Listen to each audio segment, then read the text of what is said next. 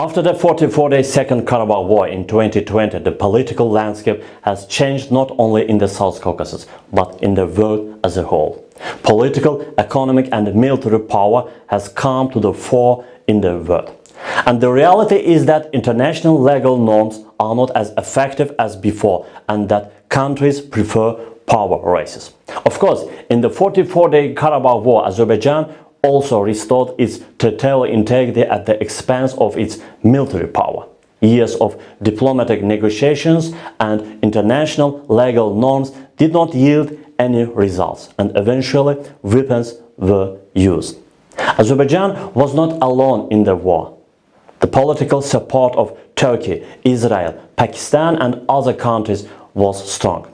Modern weapons produced by these countries soon had an impact on the battlefield, and Azerbaijan won.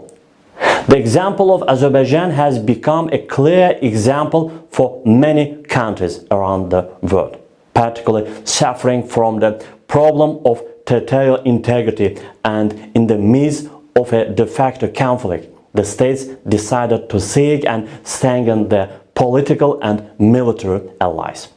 And the options are different. Countries such as Georgia and Ukraine have taken a NATO course.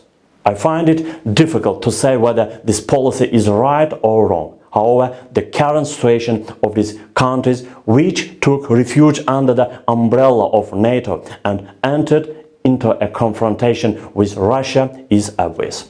There is no need further comment. But I want to talk about my country, about Azerbaijan. Azerbaijan, which has pursued a balanced policy for many years, preferred to remain neutral. However, in the war, it once again realized the importance of gaining more and more friends than enemies. Western countries have shown their true nature in the 44-day Karabakh War. Official Washington and Paris openly sided with the occupying Armenia. This could be considered as NATO's position. Without Turkey's support for Azerbaijan, we could say that NATO is behind the pressure on official Baku. It was no coincidence that after the Karabakh War, Azerbaijan and Turkey signed the Shusha Declaration and established a very strong military alliance. Official Baku understands that in the near future it's impossible to act without military allies, and joint exercises with Turkey and Pakistan's participation in these exercises from time to time highlight this reality once again. Another alliance proposed for Azerbaijan in the post-war period is the Eurasian Economic Union. Yes, for this economic organization, which is under the patronage of Russian Federation, it is vital to involve a country like Azerbaijan in its ranks. Which side will benefit the most from Azerbaijan's accession to this organization? Azerbaijan or the Eurasian Economic Union or Russian Federation? Membership in the Eurasian Economic Union, which covers a large geographical area, promises new economic opportunities and a more efficient market for Azerbaijan. But here too there is an obstacle: Armenia. Yes, after 30 years of war, diplomatic relations between Azerbaijan and Armenia still do not exist. These two countries have not yet signed a final peace agreement and are considered de facto enemies. Armenia still does not recognize the territorial integrity of the Republic of Azerbaijan and delays the signing of an official document. From time to time, the ceasefire is violated on the state border between these two countries, and there are casualties on both sides. In this case, is it possible for Azerbaijan to become a member of the Eurasian Economic Union? Of course not. However, outside of Armenia, membership in this organization promises more and more economic opportunities for Azerbaijan, which has close political and economic ties with other members of the Eurasian Economic Union.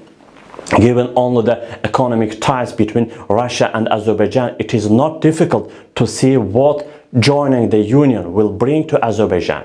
In 2021, the trade turnover between Russia and Azerbaijan amounted to $2.9 $9 billion. Large Russian energy companies have a large share in Azerbaijan, and cooperation between Russian regions and Azerbaijan is expanding day by day. But in the end, Azerbaijan must decide for itself, because membership in the Eurasian Economic Union is a sovereign right of Azerbaijan, and official Baku will decide itself. Two factors must be taken into account here: Turkey and Armenia. The signing of the Shusha Declaration with Turkey envisages joint steps in all areas. In this regard, Azerbaijan's membership in the Eurasian Economic Union may become possible after agreement with official Ankara. Of course, Turkey's interest must be taken into account in this matter as well. But on the other hand, the lack of normalization of relations with Armenia remains a separate obstacle in this matter. In fact, I think both issues can be resolved in parallel, and Russia understands this very well and is trying to carry out the two processes together.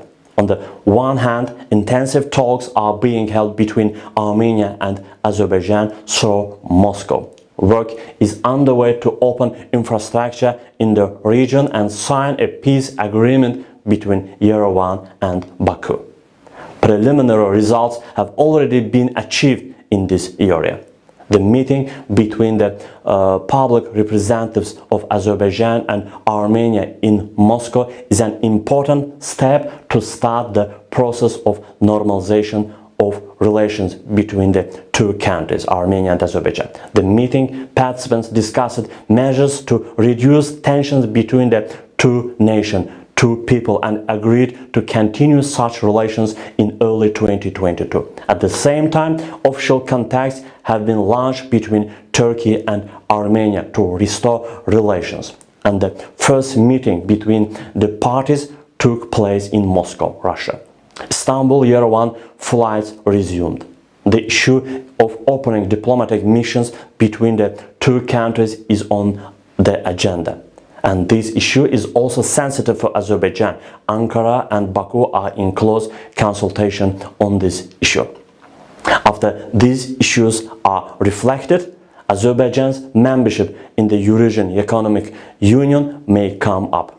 I'm no longer saying that there will be any obstacles in front of official Baku. And after Azerbaijan, Turkey, Iran and Pakistan can be expected to become members of this economic union. From this point of view, Azerbaijan is a key country, and it is understandable that official Moscow, Russia, is trying to convince official Baku.